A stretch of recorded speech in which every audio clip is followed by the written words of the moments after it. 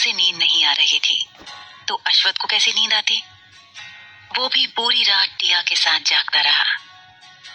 फिर सुबह जल्दी से टिया को लेकर हॉस्पिटल गया। वो उसके लिए बहुत ज्यादा कंसर्न था। डॉक्टर वर्मा टिया का चेकअप कर रही थी। अश्वथ उनका कैबिन में वेट कर रहा था। कुछ घंटे बाद दोनों कैबिन के अंदर आए। अश्वथ बोला, डॉक्टर, एनी प्रॉब्लम? तो डॉक्टर वर्मा बोली, नो, ये हर लेडीज को होता है।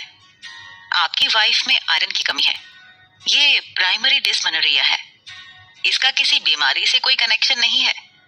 ये मानसिक, शारीरिक और उनके खान पान पर डिपेंड करता है। और आपकी वाइफ को तो आप देख ही रहे हैं। शायद शुरू से ही इन्होंने खुद का अच्छे से ध्यान नहीं रखा, इसलिए ये प्रॉब्लम हो रही है।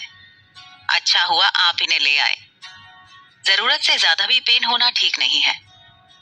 मैंने मेडिसिन लिखकर दे दी है, आप उन्हें टाइम से लेने के लिए दे दीजिएगा। तो अश्वथ ने हाँ में सिर हिलाया। डॉक्टर वर्मा बोली, और एक और बात, इन्हें इस टाइम में अच्छे से खाना खाने के लिए कहिए। अश्वथ ने हाँ में सिर हिलाया। डॉक्टर वर्मा ने एक पर्ची अश्वथ को दी, जिसमें मेडिसिन के नाम लिखकर उन्होंने दी थी। अश्वथ बोला, अब ठीक है ना? डॉक्टर वर्मा बोली, हाँ, अगर फिर से प्रॉब्लम हो आप दोबारा उन्हें हॉस्पिटल ले आइएगा। फिर अश्वथ और टिया दोनों मेडिसिन डिस्पेंसरी की तरफ गए और मेडिसिन लेकर वापस घर के लिए गाड़ी में बैठ गए। सेल्वन ने गाड़ी स्टार्ट की और आर्यन पैलेस की तरफ ले जाने लगा। टिया अपनी वॉच देखकर बोली, मेरा कॉलेज जाने का टाइम हो गया है, आप घर की तरफ क्यों ले जा रहे हैं? तो अश्वथ बोला, क्योंकि तुम कॉलेज नहीं जाओगी। टिया उसे हैरान होकर देखने लगी। उसके चेहरे से साफ पता चल रहा था वो पूछना चाहती थी कि क्यों। तो अश्वथ बोला, मैं नहीं चाहता कि तुम कुछ दिन तक कॉलेज जाओ। टिया मन में बोली, क्या मेरे पीरियड की वजह से मुझे जाने नहीं देना चाहते? पर मैं, और बोली, डीन ने मुझे बताया कि मेरे बारे में कॉलेज में। वो बात पूरी भी नहीं कर पाई थी कि अश्वथ बोला, मुझे पता है तुम्हारे बारे में कॉलेज में क्या र्यूमर्स चल रही हैं। डोंट वरी, मैंने सब कंट्रोल कर लिया है और जिन्होंने ये किया है उन्हें पनिशमेंट मिल गई है। तुम्हें कोई परेशान नहीं करेगा। ये सुनकर टिया हैरान रह गई। अश्वथ ने उसे देखा और उसके सिर को थपथपाने लगा और बोला, तुमने बताया नहीं कि तुम बहुत अच्छी पेंटिंग कर लेती हो। तुमने सबकी पेंटिंग बनाई, लेकिन मेरी क्यों नहीं बनाई? पता है मैंने अपनी पेंटिंग कितनी बार खोजी? टिया मन में बोली, दादाजी ने इन्हें पेंटिंग सिखा दी? क्या दादाजी आपने भी? वो कुछ नहीं बोली। अश्वथ ने कहा, बोलो, मेरी पेंटिंग क्यों नहीं बनाई? टिया चुप रही। अश्वथ फिर बोला, बताओ, मुझे जानना है।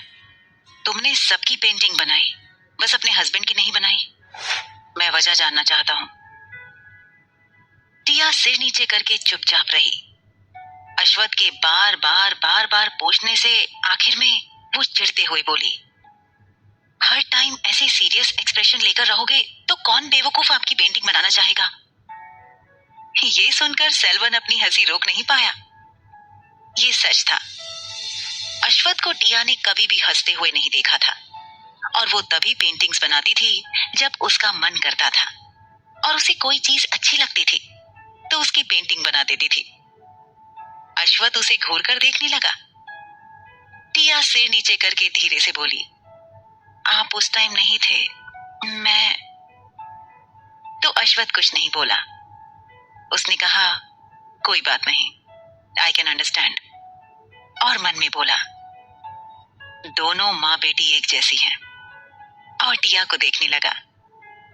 टिया जानबूझकर दूसरी तरफ देख रही थी। अश्वथ बोला, क्या तुम अपनी माँ की तरह बनना चाहती हो? तो टिया ने हाँ में सिर हिलाया। तो अश्वथ ने उसके सिर को प्यार से सहलाया। उसके फेस पर एक हल्की सी स्माइल आ गई। टिया ने उसे देखा।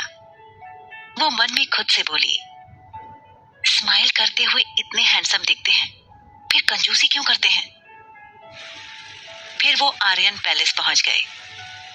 वो लिविंग रूम में जब पहुंचे तो वहां सबको इकट्ठा देखकर हैरान रह गए।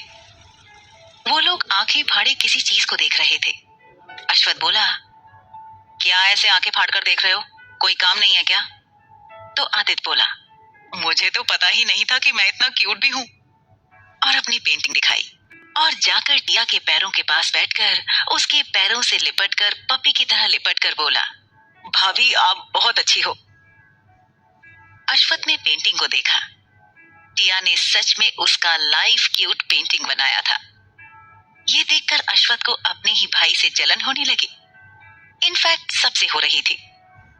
सबने टिया को घेर रखा था और उसकी तारीफ कर रहे थे। वो सब अपनी अपनी पेंटिंग रखना चाहते थे। वो दादाजी से भी बोल चुके थे, पर दादाजी साफ साफ मना कर रहे थे। आदित्य बोला, भाभी देखो ना, दादाजी हमें अपनी अपनी तस्वीरें रखने नहीं दे रहे हैं।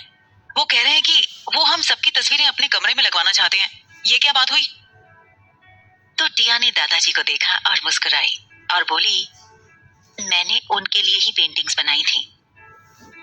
ये सुनकर सब उसे ऐसे देखने लगे जैसे उन्हें बिच्छू ने डंक मार दिया हो। और इधर अश्वथ को सब इग्नोर कर रहे थे, जिसकी वजह से वो बहुत गुस्सा हो गया था और सबको घूर घूर कर देख रहा था।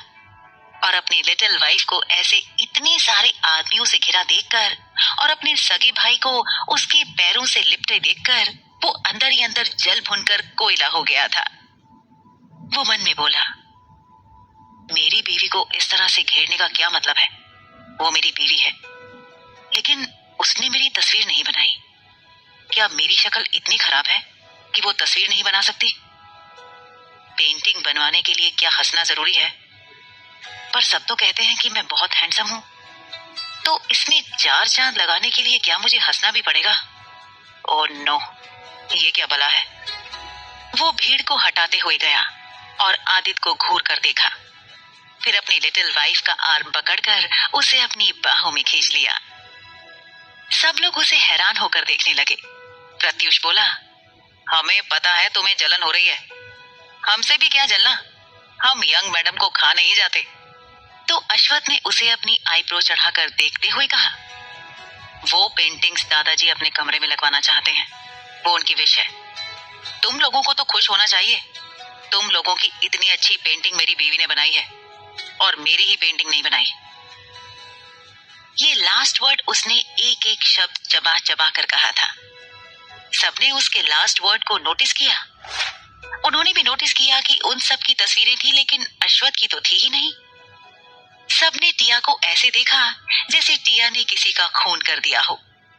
वो अपने बचाव में बोली, मैं सिर्फ, और चुप हो गई।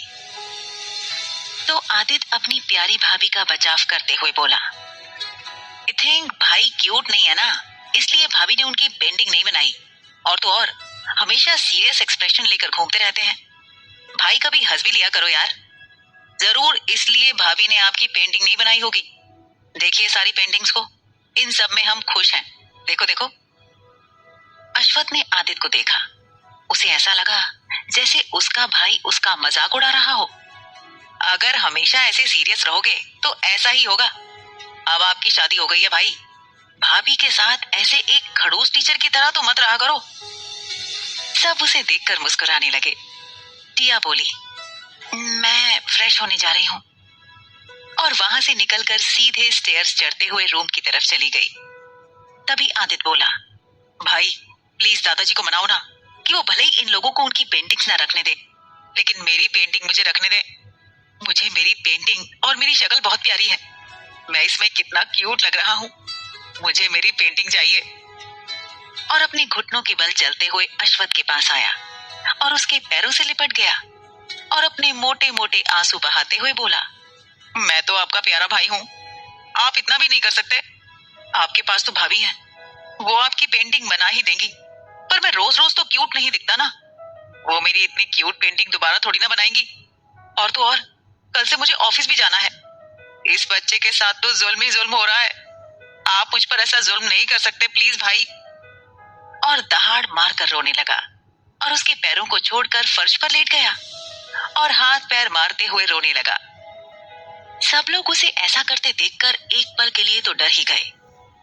ये आदित्य का अश्वत्थ को मनाने का निंजा टेक्निक था।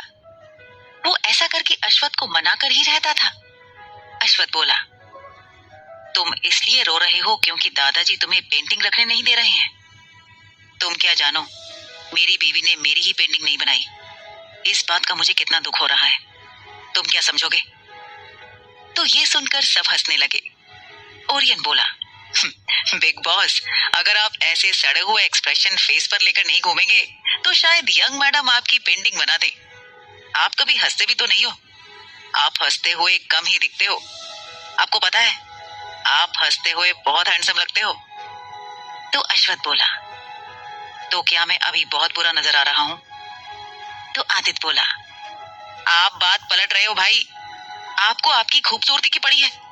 आपके पास इतनी खूबसूरत टैलेंटेड वाइफ है और आप हैंडसम हो। मैं आपको स्टैम्प पेपर पर लिखकर देने को तैयार हूं। आप बस दादाजी से पेंटिंग दिलवा दो। तो दादाजी बीच में ही बोले, तुम्हें क्या लगता है ऐसा करके तुम अपने भाई को मना सकते हो? तुम्हारा भाई ऐसा करके मुझे नहीं मना सकता, समझे? मैं किसी को किसी की पेंटिंग नहीं देने वाला, चाहे जो करना है कर लो। तो रचित बोला, क्या दादाजी, आप भी बच्चों की तरह जिद कर रहे हो अपने बच्चों से? ये तो गलत बात है।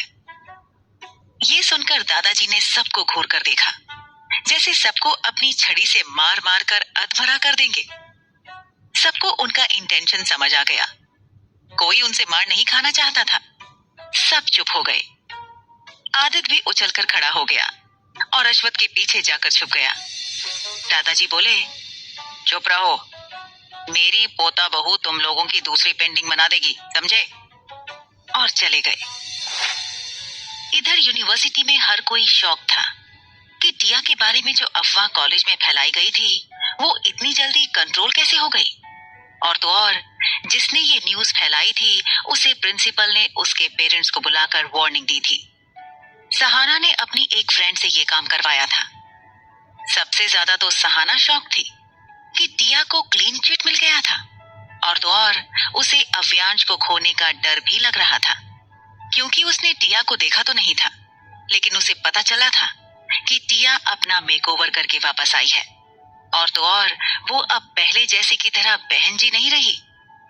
वो पहले से भी ज्यादा अट्रैक्टिव और चार्मिंग हो गई है। और अब तो वो लोगों को जवाब देना भी जानती है।